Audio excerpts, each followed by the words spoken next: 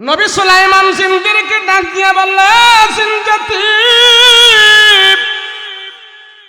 সাবধান, কোনো বেয়াদবি করবা না। সব মুসলমানেরা তার দিকে ফিরিয়া নামাজ পড়বে, তার দিকে ফিরিয়া আল্লাহকে স্মরণ করবে।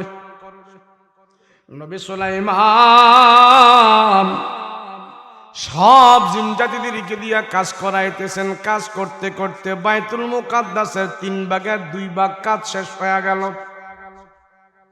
এই শেষ হওয়ার পরে আরো 1 ভাগ কাজ বাকি আছে। এই মুহূর্তে নবী সুলাইমানের কাছে এসে একটা লোক সালাম দিলেন, আসসালাতু আসসালামু আলাইকা ইয়া সুলাইমান। নবী সুলাইমান তার সালামের জবাব নিল। সালামের জবাব নেওয়ার পর এবার নবী সুলাইমান দেখতে পাইল লোকটার চেহারাটা কেমন কেমন যেন। নবী সুলাইমান ডাক দিয়া কয়, ভাই রে, তুমি কোত্থেকে আসলা? আমার রাজ্যের ভিতরে তোমার মতন চেহারার কোনো মানুষ আমি আর কোনোদিন দেখি নাই। আমি সব প্রান্ত থেকে ওপার প্রান্ত যত মানুষ আছে সবার সাথে আমি সাক্ষাৎ করে মোলাকাত করি, কিন্তু তোমার মতন চেহারার মানুষ আমার রাজ্যে আমি কোনোদিন দেখি না। তুমি কোত্থেকে আসলা? ওই লোকটা ডাক দেয়া কয়, ওগো সুলাইমান, আমার পরিচয় যারা জানে, আমার পরিচয় যারা পায়, তারা দুনিয়াতে আর বেশি দিন থাকতে পারে না। আমার পরিচয় পাওয়ার সাথে সাথে তারা দুনিয়ার জমিন থেকে বিদায় হয়ে যায়। নবী সুলাইমান বুঝতে পারলেন আমার রাজ্যের ভিতরে এমন চেহারার কোনো মানুষ নাই। আরে ভাই, তুমি কোত্থেকে আসলা? লোকটা ডাক দিয়া কয়, ও পয়গম্বর সুলাইমান গো, আমি এই দুনিয়ার সাধারণ মানুষ না, আমি হইলাম মালাকুল মউত আজরাইল। নবী সুলাইমান, আমার পরিচয় যে মানুষটা পেয়ে যায়, পেয়ে যাওয়ার পর দুনিয়াতে আর থাকতে পারে না, দুনিয়ার লীলা তার শেষ হয়ে যায়। এ নবী সুলাইমান, আপনাকে আমি সালাম দেওয়ার অর্থ হইল আপনি দুনিয়ার জমিন আর বেশিক্ষণ থাকবে না, চলে যেতে হবে। নবী সুলাইমান বলে, কি বলো তুমি, কি বলো? হে আজরাইল, আমার জান তুমি এখন কবজ করতে পারবা না। আমি আল্লাহর কাছে বলেছি এই বাইতুল মুকাদ্দাসের কাজটা আমি পুরাটা শেষ করব, তুমি আমার জান এখন কবজ করবা না, বাইতুল মুকাদ্দাসের কাজটা পুরো আমাকে শেষ করতে দাও। আজরাইল আলাইহিস সালাতু ওয়াস সালাম ডাক দেয়া কয়, পয়গম্বর সুলাইমান, দুনিয়াতে কাউকে 1 মুহূর্ত সময় দেওয়া, দুনিয়াতে কাউকে 1 মুহূর্ত সময় বাড়ানো কমানো, এটা আমার আজরাইলের কাজ নয়, আমার মালাকুল মউতের কাজ নয়, এটা হলো আল্লাহর কাজ। আপনার আল্লাহকে আপনি বলেন, আল্লাহ যদি আপনারা দুনিয়াতে থাকার পারমিশন দেয়, সময় যদি আপনাকে বাড়ায়া দেয়, হায়াত যদি আপনাকে বাড়ায়া দেয়, আমি আজরাইল আপনার রূহ নিব না, আপনার কাছ থেকে আমি বিদায় হয়ে চলে যাব। আল্লাহকে বলেন। নবী সুলাইমান ডাক দিয়ে বলে, মালিক, এই দুনিয়ার রাজত্ব চাই নাই, এই দুনিয়ার বাদশাহী আমি চাই নাই, তাম দুনিয়ার রাজা বাদশাহ তুমি আমারে বানাইয়া আল্লাহ, আমি সেগুলি গ্রহণ করি নাই, দিলের ভিতরে তুমি আমাকে দিয়েছো, কিন্তু আমি তোমার কাছে চাইলাম একজন মসজিদের খাদেম হয়ে তোমার আদালতে আমি হাজির হব, মসজিদের কাজ আমি নির্মাণ করে তারপরে তোমার কাছে যাব। ওই মসজিদের কাজ তো এখনো শেষ হয় নাই, 3 ভাগের 1 ভাগ কাজ বাকি আছে, আরো 2 ভাগ শেষ হয়েছে। আল্লাহ, তুমি আমার এখন মৃত্যু দিও না, তোমার মসজিদের কাজটা শেষ করা পর্যন্ত আমাকে মৃত্যু দিও না, শেষ হওয়ার পরে তুমি আমাকে মৃত্যু দিও। আল্লাহ ডাক দিয়া কয়, নবী সুলাইমান, আমার আল্লাহর আদালতে এমন নাই কাউকে আমি 1 মুহূর্ত সময় বেশিও দিব না, কমও দিব না, মৃত্যু যার যখন হবে তখনই সে মৃত্যুবরণ করবে। আমার আল্লাহর আদালতে এমন কোনো নাই আমি 1 সেকেন্ড আগেও কারে মরণ দিব না, 1 সেকেন্ড সেকেন্ড পরেও মরণ দিব না, তোমার মরণ এক্ষুনি হবে, তুমি দুনিয়ার জমিন থেকে আমার কাছেই চলে আসতে হবে।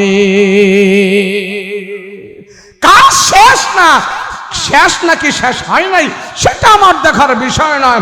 আমার আল্লাহর আদালতে মৃত্যু হবেই হবে, এক্ষুনি তোমার মরণ হবে।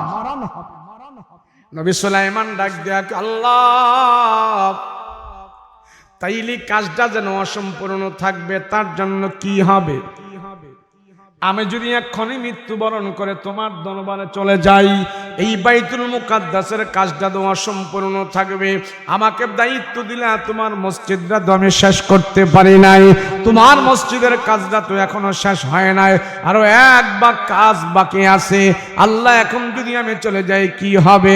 আমার দিলের তামান্না পুরা হবে না, আমি কেমনে তোমার দরবারে হাজির হব? আমার দিলটা তো মসজিদের মধ্যে যায় রয়েছে, মসজিদ না করা পর্যন্ত আমার দিলের ভিতরে শান্তি হবে না। আল্লাহ ডাক দেয়া করে, নবী সুলাইমান গো, তোমার সময় দেওয়া হবে, তবে তোমাকে নির্ধারিত সময় মৃত্যু দেওয়া হবে। এই সময় তোমার রুহটা বের করে নেওয়া হবে, কিন্তু তোমার রুহ বের করে নেওয়ার পরেও জিনজাতিরা বুঝতে পারবে না তোমার মরণ হয়েছে। তোমার হাতের মধ্যে যে লাঠি আছে, ওই লাঠির মধ্যে ভর করে তোমাকে দাঁড় করায় রাখবো, কিন্তু তুমি জীবিত থাকবে না, তুমি থাকবে মৃত। তোমার রুহুটা বের করে নেওয়া হবে, তোমার রুহু আজরাইল আমার কাছে নিয়ে আসবে, তবে তোমার দেহটা লাঠির মধ্যে ভর করে দাঁড় করায় রাখবো, তুমি জিন জাতিদের দিকে তাকায়া থাকবা, ওইরকম ভাবে তোমার দাঁড় করায় রাখবো। সব জিন জাতিরা বুঝতে পারবে তোমার মরণ হয় নাই, তুমি এখনো জীবিত, কিন্তু তুমি তো মৃত, তারা বুঝতে পারবে না। যখন বাইতুল মুকাদ্দাসের কাজটা কমপ্লিট শেষ হয়ে যাবে, তখন জিন জাতিরা বুঝতে পারবে তোমার মরণ হয়ে গেছে। আমি আল্লাহ তোমার দোয়া কবুল করে নিছি, তবে নির্ধারিত সময় তোমাকে আমি মৃত্যু দিব। বলেন, মরণ কাউকে কি সুযোগ দেয়? মরণ কি কাউকে সুযোগ দেয়? আজরাইল কি কাউকে কোনো সুযোগ দেয়? দিবে না। আল্লাহ বলেন, আমার আদালতে এমন নয়, যার মরণ যেখানে আছে, যেইভাবে আছে, আমি আল্লাহ যাকে যেইভাবে নির্ধারণ করেছি মৃত্যু হবেই হবে। এবার আজরাইল আলাইহিস সালাতু ওয়াস সালাম নবী সুলাইমানের দেহ থেকে যখন নাকি রূহটা বের করে নিয়ে যায়, সুলাইমান নবীর হাতের যে লাঠি ছিল, ওই লাঠির মধ্যে দাঁড় করায় রাখছেন পয়গম্বর সুলাইমানকে ঠেস লাগায়। আর ওদিক দিয়া জিন জাতিরা সবাই কাজ করতেছে। সকালবেলা শুরু করলো কাজ, সন্ধ্যা হয়ে গেল, কিন্তু নবী সুলাইমান লাঠি নিয়ে দাঁড়ায় আছে। অন্য দিন বলে তোমরা যাও, আবার কালকে এসো। আজকে নবী সুলাইমান বলে না, কেননা ভিতরে তো রুহু নাই, শুধু বডিটাই ভাবে দাঁড়ায় রইল। নবী সুলাইমান তাকায় আছে, আর লাঠির উপর ভর করে দাঁড়িয়ে আছে। সব জিন জাতিরা বাইতুল মুকাদ্দাসের কাজ করতেছে। এবার রাত্রেও করে, দিনেও করে, একদিন আর একদিনকে বলা বলি করে, কি ব্যাপার নবী সুলাইমান তোমাকে রাতের বেলা বাড়িতে যাইতে দেয় না, আমাদেরকে কোনো কিছু বলে না, আমরা তো খাবার দাবার খাবো। নবী সুলাইমানও বাড়িতে যায় না, আমাদেরকেও বাড়িতে যেতে দেয় না। এবার জিনের সর্দার ডাক দিয়া কয়, খাওয়া দাওয়া সব ভুইলা যা। নবী সুলাইমান যদি দেখতে পায় তোরা কথাবার্তা বলস, কাজ করস না, হাতের লাঠি দিয়া বাইরে কিন্তু ঠ্যাং ভেঙে ফেলবে, কথা বলিস না। খাওয়া দাওয়া সব ভুলে গিয়ে আবার কাজ করতে থাক। এইভাবে জিন জাতিরা কাজ করতে করতে ওই বাইতুল মুকাদ্দাসের 2 ভাগের কাজ করা শেষ, 1 ভাগ যে বাকি আছে, ওই ভাগের কাজটাও সম্পন্ন করল। সম্পন্ন করার পর এবার পয়গম্বর সুলাইমান আলাইহিস সালাতু ওয়াস সালামের ওই যে কাঠের লাঠির মধ্যে ভর করে দাঁড়ায় আছে, ওদিক দিয়া মসজিদের কাজ শেষ হয়ে গেছে, আর এদিক দিয়া কাঠের লাঠিটা ভাঙ্গা পয়গম্বর সুলাইমানের দেহটা মাটির মধ্যে পড়ে গেছে। মসজিদের কাজও শেষ, নবী সুলাইমানের দেহ থাপাস করে মাটিতে পড়ে গেছে। সব জিন জাতিরা আশ্চর্য হয়ে গেল, কি ব্যাপার? নবী সুলাইমানের দেহ মাটির মধ্যে পড়ে গেছে। হায়রে কি ব্যাপার কি ব্যাপার! সব জিন জাতিরা যখন নবী সুলাইমানের বডির কাছে হাজির হয়ে গেল, সবাই হাত দিয়া টেস্ট করে, হাত দিয়া টেস্ট করতেছে, বুকে হাত দিয়া দেখতেছে, না না রুহ নাই, শিরা বাজে না, রক্ত চলাচল করে না। জিন জাতিরা টেস্ট করে দেখতে পারলো নবী সুলাইমান এটা ডেড বডি হয়ে গেছে, এখানে রুহ নাই। তারা নিশ্চিত বুঝতে পারলো নবী সুলাইমানের রুহ নাই, মৃত্যুবরণ করেছে। এখন তারা জানে না নবী সুলাইমান কতদিন আগে মৃত্যুবরণ করেছে। তারা দেখলো কাঠের লাঠি যখন ভেঙে গেছে, সেই জন্য নবী সুলাইমানের দেহটা মাটির মধ্যে পড়ে গেছে। আর কাঠের লাঠি যদি না ভাঙতো নবী সুলাইমানের দেহ মাটিতে পড়তো না। এইবার সব জিনজাতিরা কাঠের লাঠিটারে চেক করা শুরু করলো। চেক করে করে দেখলো যে কাঠের লাঠিটার ভিতরে ঘুই পোকায় উনি পোকায় উনি পোকায় উনি পোকায় ঘুনি পোকায় খাইতে খাইতে কাঠের লাঠিটা একবারে ছিদ্র করে ফেলেছে, জাজরা করে ফেলেছে। সেই জন্য কাঠের লাঠি দুর্বল হয়ে ভাঙ্গা গেছে। এবার সব জিনজাতিরা মাপা মাপে শুরু করলো। কয়েকদিন আগে নবী সুলাইমান মৃত্যুবরণ করেছে, আর কাঠের লাঠিটা এইভাবে খায়া যখন ঝাঁঝরা করেছে কয়েকদিন সময় লাগছে। সব জিনজাতিরা সবাই মিলে এখন চিন্তা করতেছে নবী সুলাইমান কতদিন আগে মারা গেছে, এটা কেমনে বুঝবো? জিনজাতিদের ভিতর থেকে যিনি মুরব্বী ছিল উনি বলে একটা ভালো কাঠের লাঠি লও। ভালো কাঠের লাঠি আনলো, ভালো একটা কাঠ আনলো। কাঠ আনার পর সকালবেলা একটা ঘুনি পোকা ছেড়ে দিল। ওই ঘুনি পোকা সকাল থেকে কাঠের লাঠি খাইতে খাইতে বিকাল পর্যন্ত গেল। বিকাল পর্যন্ত যাওয়ার পরে আবার তারা মাপ দিল, এই পরিমাণ মাপ দিল। এই পরিমাণ যদি একটা ঘুনি পোকায় কাঠের লাঠিটা খায়, এত বড় লাঠিটা কয়দিন লাগছে খাইতে, কয়দিন লাগছে খাইতে। তারা মাইপা আন্দাজ করে দেখতে পারলো নবী সুলাইমান 1000 বছর আগে মারা গিয়েছে। বুঝতে পারলো 1000 বছর আগে মারা গেছে। তো 1000 বছর আগে যদি মারা যায়, আল্লাহ তুমি নবী সুলাইমানের দেহটা মৃত্যুবরণ করেছো, আর নবী সুলাইমানকে এইভাবে দাঁড় করায় রাখছো। বুঝতে পেরেছি বাইতুল মুকাদ্দাসের কাজ সম্পাদন আমরা করতাম না যদি নবী সুলাইমানের দেহ বডি এইভাবে দাঁড়ায় না থাকতো। আরে ভাই, নবী সুলাইমানকে আল্লাহ পাক সুযোগ দেয় নাই আপনি সৎ কাজ করবেন, ভালো কাজ করবেন, ইবাদত করবেন। আপনি বলতেছেন পরে পরে, হুজুর এখন না পরে, এই তো নামাজটা ধরতেছি, এই তো কিছুদিনের ভিতরে নামাজটা ধরে ফেলবো। নামাজ যখন ধরবো আর ছাড়বো না হুজুর, আর কয়টা দিন যাক, আর কয়টা দিন যাক, এইভাবে যাক যাক বলতে বলতে এক সময় আপনি কবরেই চলে যাবেন। কথা বলেন ঠিক কিনা? তাহলে কবরে যাওয়ার আগেই আমি নামাজ ধরতে হবে। কথা বলেন ঠিক কিনা? কবরে যাওয়ার আগেই আমার মাল সামান তৈরি করতে হবে, কবরের যাত্রী আমি হতে হবে। সেই জন্য কবরে যাওয়ার আগেই আমার ঈমান আর আমল মজবুত করব। রাজি আছে কিনা? কথা কয় না রাজি আছে কিনা? কথা কয় না রাজি আছেন কিনা? বলেন, মৃত্যু থেকে যদি বাঁচতে পারতো আমার রসুলকে আল্লাহ পাক মৃত্যু থেকে রেহাই দিয়া দিত। আল্লাহ এই পৃথিবীর বুকে কোন মানুষকে দুনিয়াতে থাকার পারমিশন দেয় নাই, একমাত্র দুনিয়াতে থাকার পারমিশন আমার রসুলকে আল্লাহ পাক দিয়েছিলেন। নবীজি সেই পারমিশন গ্রহণ করে নাই। নবীজি সেই পারমিশন গ্রহণ করে নাই। সাহাবাই কেরাম বসে আছে, সব সাহাবীরা বসে আছে। নবীজি সাহাবীদেরকে বলতেছেন, সাহাবীরা জানো তোমাদের ভিতরে তোমাদের এক বন্ধু আছে, সেই বন্ধুকে আল্লাহ সবচেয়ে বেশি মহব্বত করে, পছন্দ করে। তো আল্লাহর সেই পছন্দের মানুষটাকে আল্লাহ সালাম জানাইছে। সালাম জানাইয়া বলছে যদি সেই মানুষটা দুনিয়াতে থাকতে চায় তাহলে আল্লাহ তার দুনিয়াতে থাকার জন্য তার হায়াতটাকে লম্বা করে দিবে।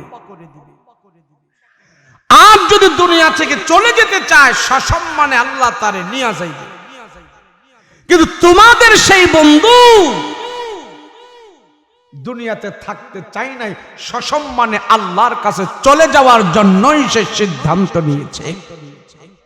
রাসূল শুধু এতটুকু বলছে, তোমাদের বন্ধু তারে আল্লাহ সালাম দিয়া বলছে দুনিয়াতে থাকার জন্য, কিন্তু তোমাদের সেই বন্ধু দুনিয়াতে থাকতে চায় নাই, চলে যেতে চাইছে, চলে যাবে।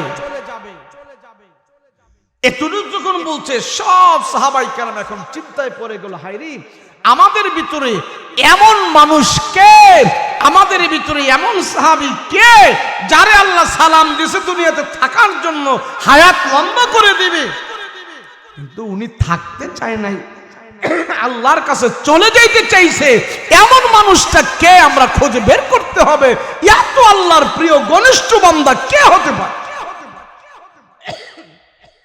সব সাহাবাই কেরাম এবার খুঁজতেছে কে কে এমন মানুষ, কে এমন প্রিয় বান্দা, কে আল্লাহর দুষ্টটা কে। সাহাবাই কেরাম সবাই মিলে এক একজনের কাছে যায়। সাহাবীরা আলীর কাছে গেল, ওগো আলী, আল্লাহ মনে হয় আপনারে সালাম জানাইছে, দুনিয়াতে থাকার জন্য আল্লাহ পারমিশন দিয়েছে, আপনি মনে হয় সেই পারমিশন গ্রহণ করেন নাই।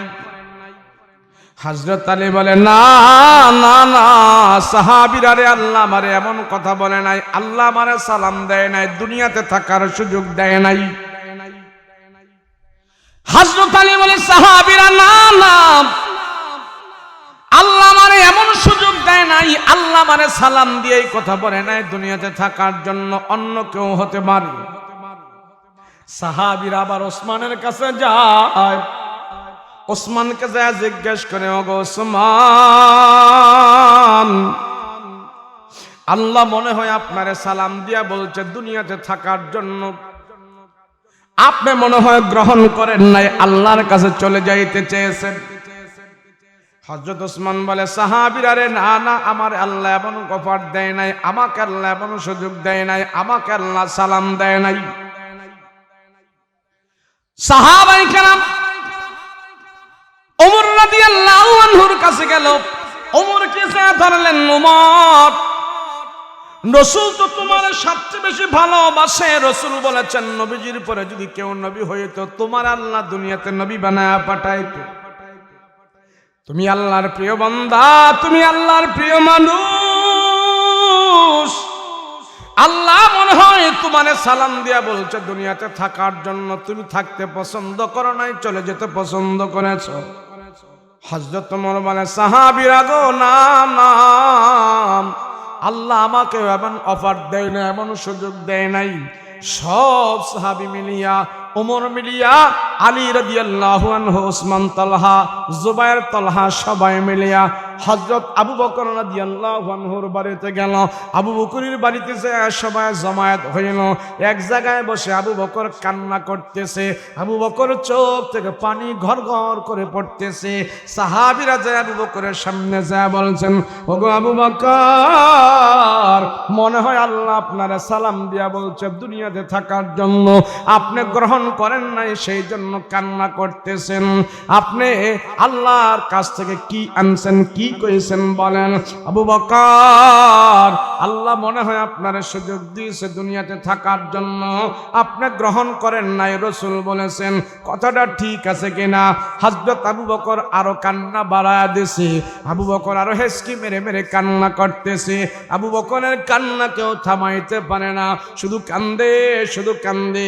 এক পর্যায়ে সাহাবায়ে কেরাম সাহেব বলে, ওগো আবু বকর, কান্দেন না কান্দেন না, দুনিয়ার জমিন থেকে বিদায় হতে হবে, আল্লাহ আপনারে সালাম দিয়েছে, দুনিয়াতে আপনি থাকতে চান নাই, আল্লাহর কাছে যেতে চেয়েছেন, আমাদের নবী এমন কথা বলে দিয়েছে। রাসূল বলেছেন, তোমাদের ভিতরে একজন প্রিয় মানুষ আছে, তোমরাও তারে ভালোবাসো, আল্লাহ তারে ভালোবাসে, ওই মানুষটা দুনিয়াতে থাকতে চায় না, আল্লাহর কাছে চলে যেতে চেয়েছে, ওই মানুষটা মনে হয় আবু বকর, আপনি ছাড়া আর কেউ নয়। হযরত আবু বকর রাদিয়াল্লাহু আনহু ডাক দিয়ে বলেন, সাহাবীরা, আরে না না না, তোমরা আমার রসুলের কথা বুঝো নাই, আমারে আল্লাহ সালাম দিয়া দুনিয়াতে থাকতে বলে নাই, তোমরা আমার রসুলের কথা বুঝো নাই। নবী বলছে আল্লাহর প্রিয় একজন মানুষকে আল্লাহ সালাম দিয়েছে, উনি দুনিয়াতে থাকতে চায় নাই। এটা আমার আবু বকরকে বলে নাই, এটা কারো বলে না, কারো নাম বলে নাই। তোমরা কি ধারণা করতে পারো নাই আমি আবু বকর বুঝে ফেলেছি এমন সালাম দুনিয়ার কোনো মানুষকে দিয়ে আল্লাহ থাকার সুযোগ দেবে না। এই সালামটা, এই থাকার সুযোগটা কাউকে দেয় নাই, একমাত্র আমার আপনার নবীকে মনে হয় দিয়েছে। আল্লাহ নবীকে দুনিয়াতে থাকার জন্য সুযোগ দিয়েছে।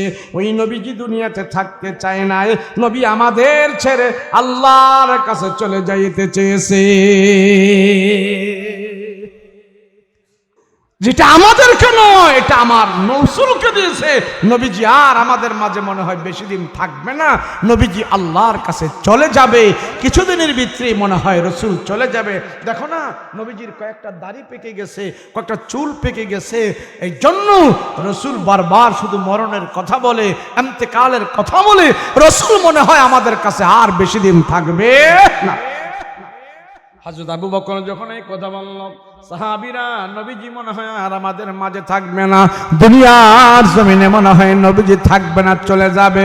এমন কথা আমারে বলে নাই, ওমরকেও বলে নাই, আলীকেও বলে নাই, দুনিয়াতে থাকার পারমিশন ওসমানকেও দেয় নাই। এই কথাটা, পারমিশনটা শুধু একমাত্র আমার রাসূলকে দিয়েছিল।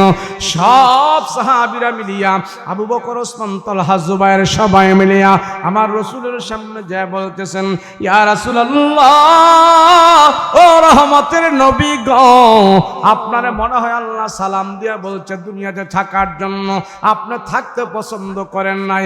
আবু বকর আমাদের এই কথাটা বলেছে, এটা নাকি একমাত্র আপনার বেলায় ঘটেছে, আপনাকে নাকি দিয়েছে। রসূল বলেন, আবু বকর, আমি যে গোপন কথাটা বললাম কেউ বুঝে নাই, একমাত্র তুমি বুঝছো, আর তুমি সবাইকে জানাই দিয়েছো। কেন এটা তুমি গোপন রাখতা? হযরত আবু বকর রাদিয়াল্লাহু আনহু কান্নায় ভেঙে পড়লেন, ইয়া রাসূলুল্লাহ, ইয়া হাবিবাল্লাহ, রহমতের নবী, দুনিয়ার জমিন ছেড়ে আপনি চলে যাইবেন, আমরা আপনাকে ছাড়া থাকতে পারবো না।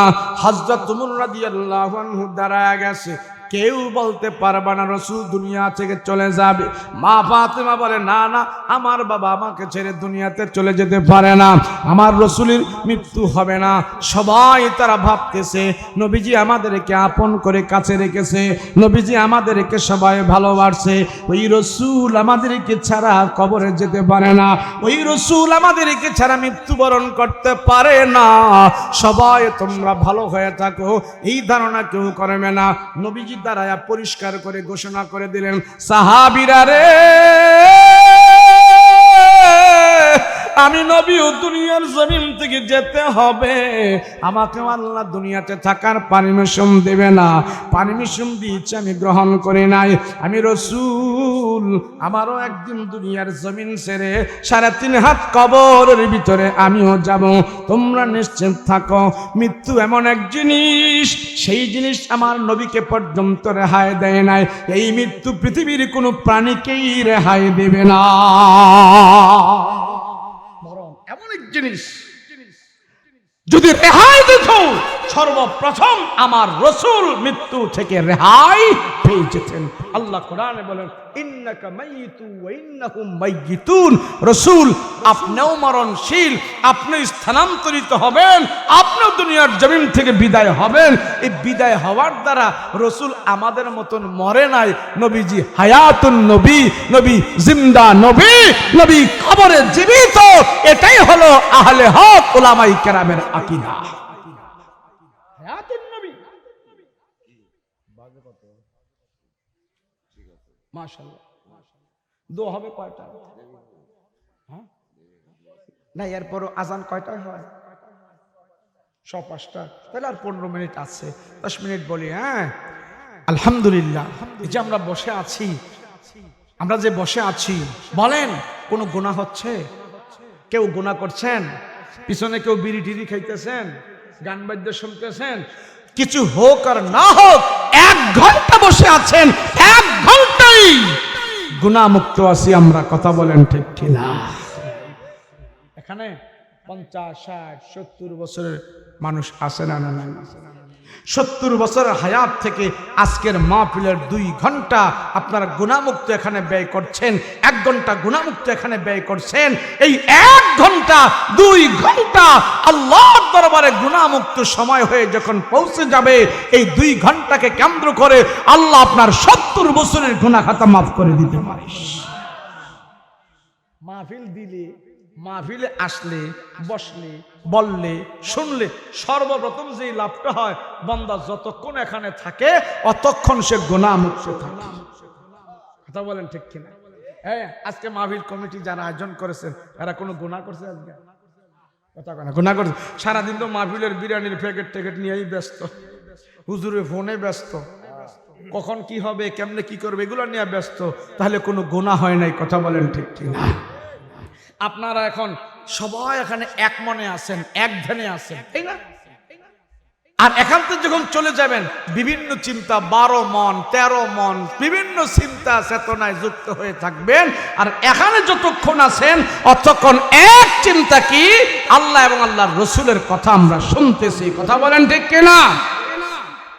আমার বিষয় হলো যেহেতু কবরস্থানের ওয়াজ, সেজন্য আমি একটু মৃত্যু নিয়ে আলোচনা করতেছি। আর মরণ এমন এক বিষয় কাউকে ছাড়বে না, চাই মুসলিম, চাই নাস্তিক, চাই আস্তিক, যেখানেই থাকো মরণ তোমার সাথে সাক্ষাৎ করবে। আমি সাক্ষাৎ করতে হবে না, আমার সাথে সাক্ষাৎ করবে। আজরাইল আমারে খুঁজে বার করবে, আমি ভর করা লাগবে না।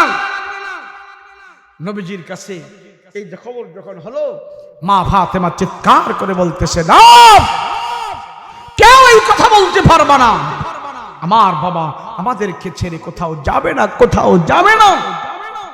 সাহাবাই কেরাম এবং রসুলের মাঝে এমন এক ভালোবাসা ছিল, মা বাবা ভাই বোন পাড়া প্রতিবেশী আত্মীয় স্বজন আপনজন সব কিছু থেকে তারা রসুলকে সবচেয়ে বেশি ভালোবাসতেন। সুবহানাল্লাহ বলেন। এবং যখন আমার রসুল দুনিয়া থেকে বিদায় হয়ে যাবেন, 14 দিন পর্যন্ত নবীজি অসুস্থ ছিলেন। ইন্তেকালের 14 দিন আগ থেকে রসুল অসুস্থ হয়ে গেছেন। আর যেদিন অসুস্থ হয়েছেন ওই দিন আম্মাজান আয়েশা রাদিয়াল্লাহু আনহার ঘরে রসুল ছিলেন। মা আয়েশা রাদিয়াল্লাহু আনহা রসুলকে রানের উপরে, উরুর উপরে এইভাবে বসি শরীরের মধ্যে চাদর দিয়ে রাখছেন। চাদরটা কতক্ষণ পরে আগলায় দেখে, উঠায়া দেখে আমার রসুলের প্রত্যেকটা পশমের গোড়ায় গোড়ায় ঘাম বের হয়ে গেছে। আহ আহ বলতেছে। রসুল যেই নবীর না বানাইলে কিছু হতো না, সেই নবীকেও আল্লাহ বলছেন, রসুল ইন্নাকা মাইয়িতু ওয়া ইন্নাহুম মাইয়িতুন, আপনাকেও আমি দুনিয়ার জমিনের হায়াত শেষ করে আমি হায়াতুন নবী আপনাকে আমি রওজা পাকে শায়িত করব, স্থানান্তরিত করে আপনাকেও আমি নিয়ে আসব। তো সেই নবীকে যদি এখানে থাকতে না দেয়, আমারে আপনারা থাকতে দিবে? কথা কন না দিবে? নবীজি অসুস্থ হয়ে পড়ে আছে, ইন্তেকালের আগে কথা বলতে পারে না, জবানটা নাড়ায় নাড়ায় কথা বলে, আস্তে আস্তে করে কথা বলে। মা ফাতেমা আমার পয়গম্বরের কাছে বসা। যেদিন নবীজি দুনিয়া থেকে বিদায় হবে, মা ফাতেমা কাছে বসা। আর দরজার মধ্যে আজরাইল আলাইহিস সালাতু ওয়াস সালাম, মালাকুল মউত আয়েশা সালাম দিলেন, আসসালাতু ওয়াস সালামু আলাইকা ইয়া রাসূলুল্লাহ। ওই মালাকুল মউতের সালাম একমাত্র আমার নবী শুনলেন। আল্লাহর নবীকে যখন নাকি দুনিয়ার জমিন থেকে আল্লাহ নিয়ে যাবে, মালাকুল মউত দরজায় এসে সালাম দিয়া বলতেছেন, রাসূল গো, আপনি অনুমতি দিলে আপনি আপনার ঘরে ঢুকবো। পৃথিবীর আজরাইল কোন মানুষের কাছে যাওয়ার জন্য পারমিশন চায় নাই, একমাত্র পারমিশন চেয়েছেন আমার আপনার রসুলের কাছে যাওয়ার জন্য। কোথাও পারমিশন লাগে না। আজরাইল আলাইহিস সালাতু ওয়াস সালাম দরজায় এসে যখন সালাম দিল, আল্লাহর নবী ডাক দিয়া বলে, ফাতেমা ঘরের দরজা খুলে দাও, একজন মেহমান আসছে। মা ফাতেমা যখন ঘরের দরজা খুললো, ঘরের দরজা খুলে দেখতেছেন বিশাল বড় একটা মানুষ। এমন আকৃতির মানুষ মক্কা মদিনায় কোনোদিন ফাতেমা দেখে নাই। তার এক পা হইল জমিনে আর এক হাত হইল আকাশ। অগ্নিলুক্কার মতন এমন একজন মানুষ আমার রাসূলের দরজার সামনে দাঁড়ানো আছে। মা ফাতেমা ওই অগ্নিলুক্কার মতন মানুষটাকে দেখা ঘরের দরজা লাগায় দিছেন। বাবা, এমন মানুষ আমি ফাতেমা জীবনে কোনোদিন দেখি নাই, বিকট আকৃতির মানুষ। আল্লাহর নবী ডাক দিয়ে বলে, ফাতেমা তুমি একটু আমার কাছ থেকে দূরে যাও, তোমাকে এখানে দেখে সেই মানুষটা আমার কাছে আসতে পারে না, তুমি একটু দূরে যাও। ফাতেমা ডাক দিয়া কয়, বাবা এই বৎসরতের আকৃতির মানুষটা কে গো বাবা, কে? নবীজি বলে, ফাতেমা এটা হইল মালাকুল মউত, আমার রূহ বের করার জন্য আমার পারমিশন চাচ্ছে, তোমাকে দেখে আসতেছে না, তুমি একটু দূর হয়ে যাও। মা ফাতেমা যখন এই কথা শুনলেন, মালাকুল মউত আজরাইল আমাদের ঘরের দরজায় হাজির, মালাকুল মউতকে ঘরের ভিতরে আসতে দিবে না। মা ফাতেমা একটা চিৎকার দিয়া ঘরের দরজাটা এইভাবে তালা লাগায়া দিল, খিলি বন্ধ করে দিল, দরজা লাগায়া দিল। আব্বা আজরাইলকে আমি আসতে দিব না, আসতে দিব না, আমার বাবাকে আমাদের মাঝ থেকে বিদায় করে নিয়ে যাবে, এটা আমি ফাতেমা সহ্য করতে পারবো না, আজরাইলকে আমি আসতে দিব না।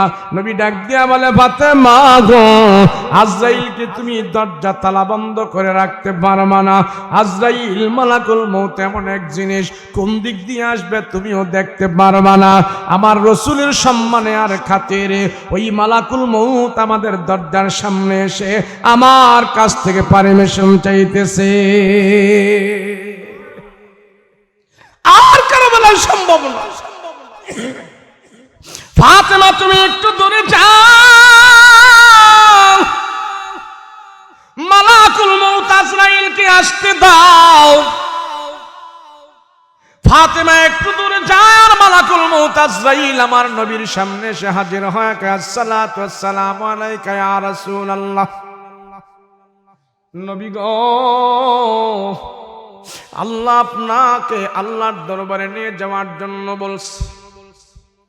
আল্লাহ নবী ডাক দিয়া কয়, আমি আল্লাহর কাছে চলে যাব, দুনিয়াতে থাকতে চাই না, তবে আমার রূহ বের করার আগে তুমি আমাকে বলে দাও আমার উম্মতের গুনাহ খাতা আল্লাহ ক্ষমা করেছে কিনা। কয়টার খবর তো আমি জানি না। এই খবর হলো জিবরাইল আলাইহিস সালাতু ওয়াস সালাম আয়েশা কয়, ইয়া রাসূলুল্লাহ আপনার উম্মতের গুনাহ খাতা আল্লাহ ক্ষমা করেছে, আমাকে আল্লাহ জানাই দিয়েছে সমস্ত নবীর উম্মতের আগে আল্লাহ তাআলা আপনার উম্মতকে জান্নাতের ভিতরে নিয়ে যাবে। এবার আমার নবীজি বলে, আজরাইল ঠিক আছে, আমার রূহ বের করো। শেষ, আজরাইল আমার রূহ বের করো। এবার আজরাইল আলাইহিস সালাতু ওয়াস সালাম এইভাবে একটা থাপা মারলেন রাসূলুল্লাহর বুকে। আল্লাহ নবী ডাক দিয়া কহা, কত যন্ত্রণা, কত যন্ত্রণা, মরণের কত যন্ত্রণা। আজরাইল ডাক দিয়া কয়, রাসূল গো আপনাকে বুঝানোর জন্য আমি এটা করলাম, কিন্তু আপনাকে কষ্ট দেওয়া হবে না, আপনাকে কষ্ট দেওয়া হবে না, কিন্তু আপনার উম্মতের ভিতরে যারা বেঈমান হবে, বেনামাজি হবে, নাফরমান হবে, তাদেরকে আর চাইতে আরো 1000 গুণে বেশি যন্ত্রণা দিয়া, কষ্ট দিয়া তাদের রূহটা আমি বের করব, এটা আপনাকে বুঝানোর জন্য এমন করেছি। কত কষ্ট, কত যন্ত্রণা। আল্লাহ আবার জিবরাইল আলাইহিস সালাম বলেন, ইয়া রাসূলুল্লাহ, আপনার উম্মতের ভিতরে যারা মুমিন হবে, মুত্তাকি হবে, পরহেজগার হবে, তাদের রূহটা এমন ভাবে বের করা হবে, একটা আটার খামিরার ভিতরে থেকে যখন একটা চুল টান দিয়ে বের করে, কোনো আওয়াজ হয় না, কোনো কষ্ট হয় না। আপনার মুমিন বান্দার রূহটা এমন ভাবে বের করা হবে, তারা কোনো কষ্টই পাবে না, টেরই পাবে না।